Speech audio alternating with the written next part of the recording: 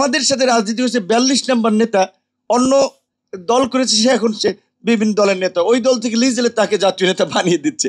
এখন তাহলে আমরা বলা ছিল অভ্যুত্থানের পরে কিন্তু বৈষম্যের বিরুদ্ধে আন্দোলন করে আসলে আমরা নানানভাবে বৈষম্যের শিকার হচ্ছে। এখন যে আমরা যে পরিবর্তনটা করতে চাই সেখানে আমাদের যে জোরালো ভয়েসটা দরকার আমরা এখন পারছি না নানান কারণে। কারণ এই শেখ হাসিনার ফ্যাসিবাদের সময়ে এইখানে আমাদের এই ছাত্র আন্দোলন থেকে সৈকত ভাই সহ ছাত্র নেতাদের, যেহেতু আমি ছাত্র রাজনীতি উঠে এসেছি চিনি, যে তারা সবগুটি কয়েক মানুষ সে সময় ওই টিএসসিতে রাজু ভাস্কর একেবারেই গোনা যেত, এই 15-20 জন, 20-25 জন, 35-40 জন, এরকম কিছু মানুষ আমরা লড়াই করেছিলাম। এই যে 4টা বিশ্ববিদ্যালয়ের ছাত্র সংসদ নির্বাচন হয়েছে, পরিস্থিতি তো দেখেছেন। তো আমাদের এই যে ছাত্ররা যাদেরকে নিয়ে কাইম ভাই শুধু অভ্যুত্থানের মানে ছাত্রদের কথা একটু বলার চেষ্টা করেছেন, যে তাদের প্রতি যে এক্সপেকটেশন ছিল, তাদের কাছে মানুষ যেটা আশা করেছিল, নানান কারণে তারা সেটা দিতে পারে নাই। কিন্তু আমাদের যে শিক্ষিত সচেতন তরুণ প্রজন্ম এই ছাত্র সংসদ নির্বাচনগুলোতে তারা যে ম্যান্ডেট দেখিয়েছে বা যেই সমর্থন করেছে, সেটাই দ্বারা আসলে আমরা কি দেখতে পাচ্ছি। সেই জায়গা থেকে আমি মনে করি যে আমাদের জনগোষ্ঠীরও সচেতন হওয়া দরকার, যে আমরা কোন পথে গেলে মুক্তি এবং আমরা কোনটাকে অ্যাকসেপ্ট করব, কোনটাকে রিজেক্ট করব।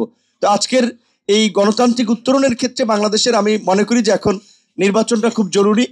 নির্বাচন নিয়ে অনেক ধরনের অস্থিরতা দেশের মধ্যেও তৈরি হচ্ছে, নির্বাচন যেন না হয়। এই সরকার যদি সত্যিকার অর্থেই, আমি ব্যক্তিগতভাবে বলেছিলাম প্রকাশ্যেই যে এই সরকারকে 2 বছরের জাতীয় সরকার রূপান্তর করা হোক, শুরুর দিকে বলেছিলাম, তো সরকারও শোনে নাই। তো আর সরকারের এই 15 মাসের মাথায় যে পরিস্থিতি তারা তৈরি করেছে দেখেন, এখন সবচেয়ে সরকারের পীড়িতের লোক যারা, যাদেরকে বলা চলে ওই মমতাজের গানের মতো যে কই মাছ ভাইজা বন্ধুরে খাওয়াইছিলাম কত, তো যাদেরকে আমলাতন্ত্রের ভাগ বাটোয়ারা থেকে শুরু করে সরকারের সমস্ত কর্মকাণ্ডের অংশীদারিত্ব দিল, বিএনপি বলেন, জামাত বলেন, এনসিপি বলেন, এই 3 দলই কিন্তু এখন সরকার নিরপেক্ষতা নিয়ে প্রশ্ন তুলছে। জামাতের সিনিয়র লিডার তো পরিষ্কারভাবেই 3 জন উপদেষ্টার নাম মেনশন করে বলছে, বিএনপির পক্ষ থেকে বলা হয়েছে, এনসিপির পক্ষ থেকে বলা হয়েছে। তো এই 3টা দল সরকারের একেবারে বলা চলে কিচেন ক্যাবিনেটের পার্ট যারা, তারা যদি সরকারের নিরপেক্ষতা নিয়ে প্রশ্ন তুলে, তো আমরা তো তোলাটা তো অস্বাভাবিক নয়। তো আমি জানি না যে এই সরকার অধীনে আসলে একটা নির্বাচন শেষ পর্যন্ত হওয়া সম্ভব কিনা। কারণ আজকে বিভিন্ন পত্রপত্রিকা দেখতেছি এমনকি সরকার উপদেষ্টারা কোন দলের আগামীতে যে আপকামিং পাওয়ার পার্টি তাদের কাছ থেকে সিট নিয়ে সমঝোতা করে কোন দলকে এমপি বানানোর জন্য, মন্ত্রী বানানোর জন্য দায়িত্বটা সরকার নিয়ে নিছে। তাহলে এই সরকারের উপরে আস্থা রেখে আসলে আমরা একটা ফেয়ার নির্বাচনের প্রত্যাশা করতে পারি কিনা আমি বুঝতেছি না। এখন আমরা যদি কারোর সাথে রাজনৈতিক জোট করি সেটা একটা ভিন্ন বিষয়, কিন্তু সরকারের আচরণটা তো নিরপেক্ষ হওয়া দরকার।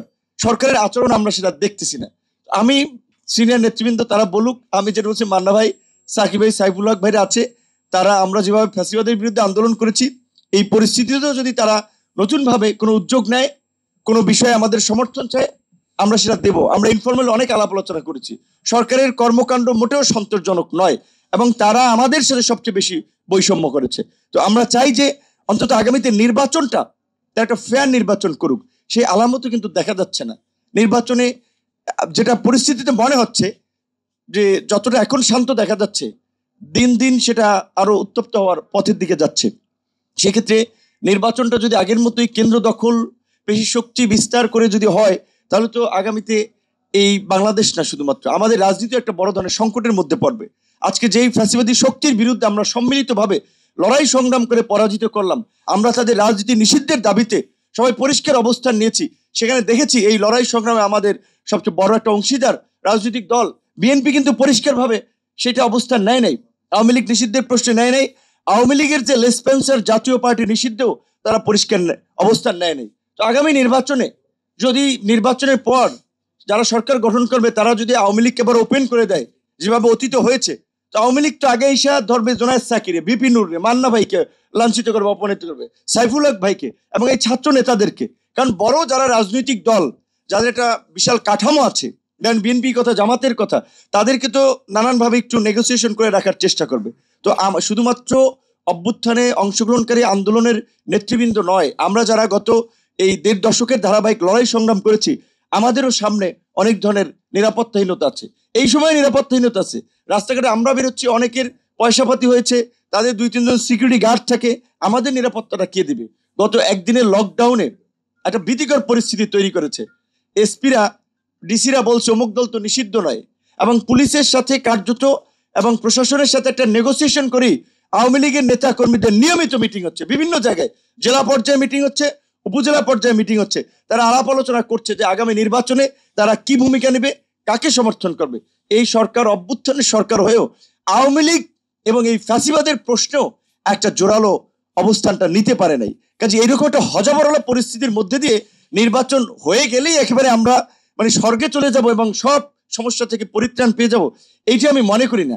যদিও অনেকে বলছে যে নির্বাচনই একমাত্র পথ সকল সমস্যার সমাধান এবং সকল রোগের ঔষধ নির্বাচন। অবশ্যই নির্বাচন প্রয়োজন, নির্বাচন আমরা চাই, কিন্তু শুধুমাত্র নির্বাচন হয়ে গেলেই এই সংকট থেকে আমরা উত্তরণের পথের দিকে যেতে পারবো না। তার জন্য আমাদের একটা রাজনৈতিক সমঝোতা, রাজনৈতিক কমিটমেন্ট, একটা রাজনৈতিক অঙ্গীকার প্রয়োজন। আশা করি রাজনৈতিক দলগুলো সেটি রিয়ালাইজ করে অভ্যুত্থানের পূর্বে যেভাবে আমাদের মধ্যে একটা আন্তরিকতা ছিল, আমাদের মধ্যে একটা যোগাযোগ ছিল, একটা সমন্বয় ছিল, সেটির দিকে ফোকাস নেবে। অন্যথায় ক্ষমতায় যেও কিন্তু স্থিতিশীলভাবে রাষ্ট্র চালাতে পারবে না। ধন্যবাদ।